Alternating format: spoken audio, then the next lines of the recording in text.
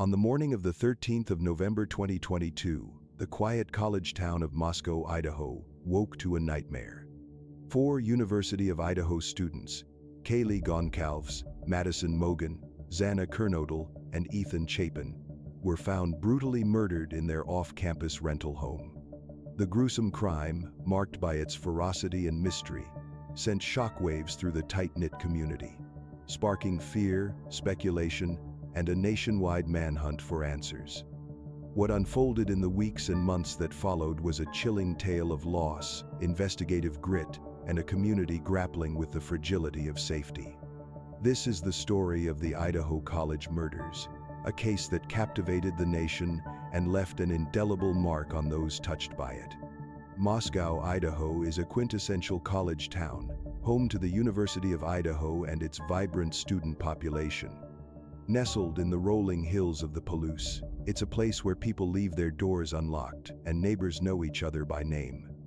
The house at 1122 King Road, a modest 3-story rental, was a hub of laughter and friendship for 6 students, including the 4 victims. Kaylee Goncalves and Madison Mogen, both 21, were lifelong best friends, inseparable since childhood. Xana Kernodle, 20, was known for her warmth and infectious smile, while Ethan Chapin, also 20, was a kind-hearted freshman with a bright future.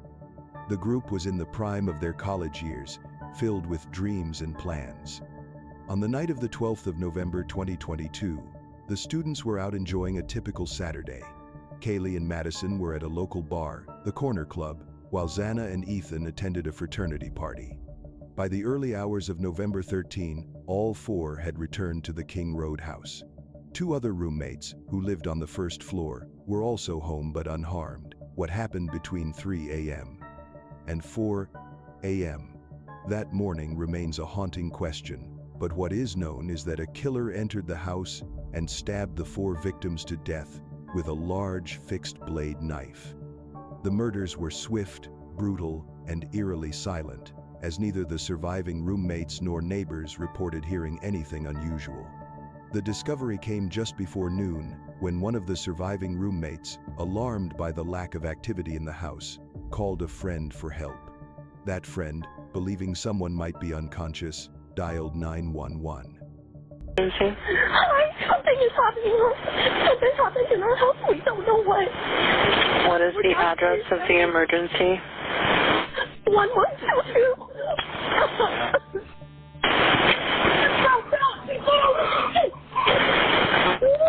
What is the rest of the address? Oh, Kings Road. Okay. And is that a house or an apartment? It's a house. Can you repeat the address to make sure that I have it right? I'll talk to you guys. We live at the White, so we're next to them. I need someone to repeat the address for verification. The address, 1122 King Road. And what's the phone number that you're calling from? What's your phone number?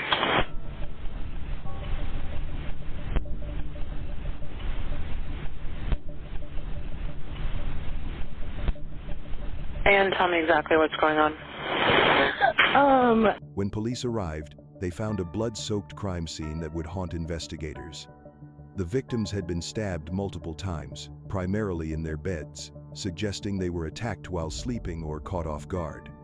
The absence of signs of forced entry and the targeted nature of the killings raised immediate questions.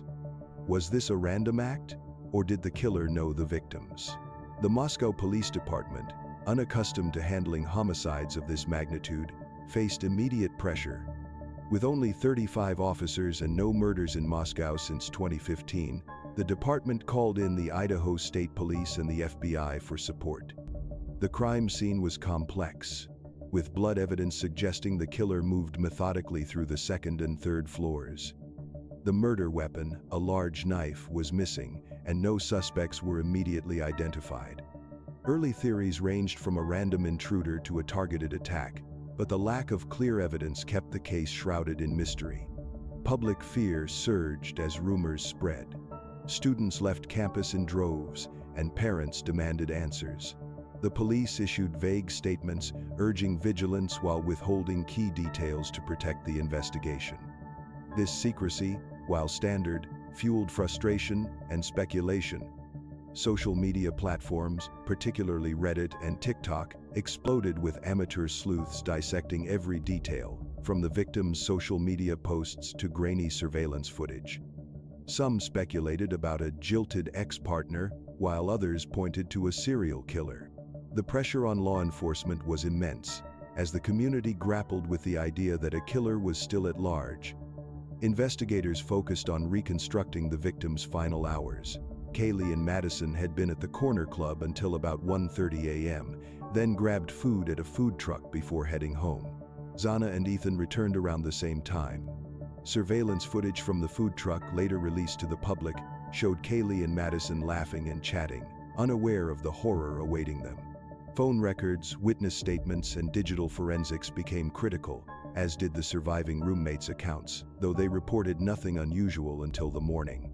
One early clue was a 911 call made at 11:58 a.m., reporting an unconscious person.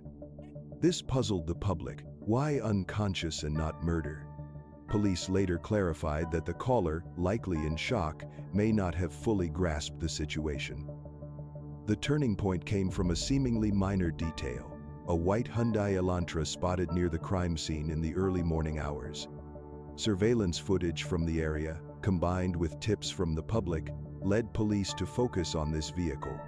On the 7th of December 2022, they issued a public appeal for information about a 2011 and 2013 Hyundai Elantra, believed to be connected to the crime. This clue, combined with meticulous forensic work, pointed investigators to an unlikely suspect: Bryan Kohberger, a 28-year-old criminology Ph.D. student at Washington State University, just 8 miles away in Pullman, Washington. Kohberger was an enigma. Described as socially awkward but intelligent, he had no apparent connection to the victims. His academic focus on criminal behavior and forensic psychology raised chilling questions about his motives.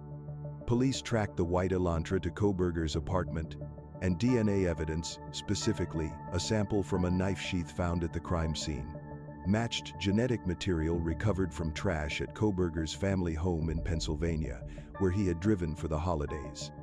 On the 30th of December 2022, Kohberger was arrested in Albrightsville, Pennsylvania, charged with 4 counts of first-degree murder and felony burglary.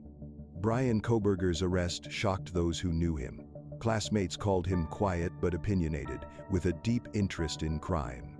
A Pennsylvania native, he studied criminal justice, earning a master's before pursuing a Ph.D.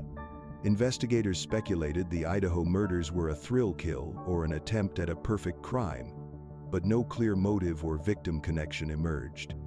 Court documents revealed Kohberger allegedly stalked the King Road house, his phone pinging nearby towers 12 times prior. On the 13th of November 2022, he turned off his phone, likely to evade tracking. A knife sheath with his DNA and his white Hyundai Elantra linked him to the scene. His arrest brought relief to Moscow, Idaho, but raised questions: why these victims? Was he alone? Comparisons to Ted Bundy arose due to the brutality and Kohberger's unassuming demeanor. His defense called the evidence circumstantial, challenging the DNA and phone records. As of October 2025, the trial continues, delayed by legal motions. 13th, 2022, in Latah County, state of Idaho, kill and murder Madison Mogen, a human being. Yes. Kaylee Goncalves, a human being. Yes. Xana Kernodle, a human being. Yes. Ethan Chapin, a human being. Yes. Prosecutors seek the death penalty, while the defense fights evidence admissibility. The murders scarred Moscow. The King Road house was razed in 2023, and memorials honor Kaylee Goncalves, Madison Mogen, Xana Kernodle, and Ethan Chapin. Social media aided the case but spread harmful rumors. The tragedy, a stark reminder of lost safety, grips the nation as the trial unfolds, with families seeking justice. What do you think about the case? Do you believe the evidence against Bryan Kohberger is airtight, or are there still unanswered questions that leave room for doubt? Share your thoughts in the comments below.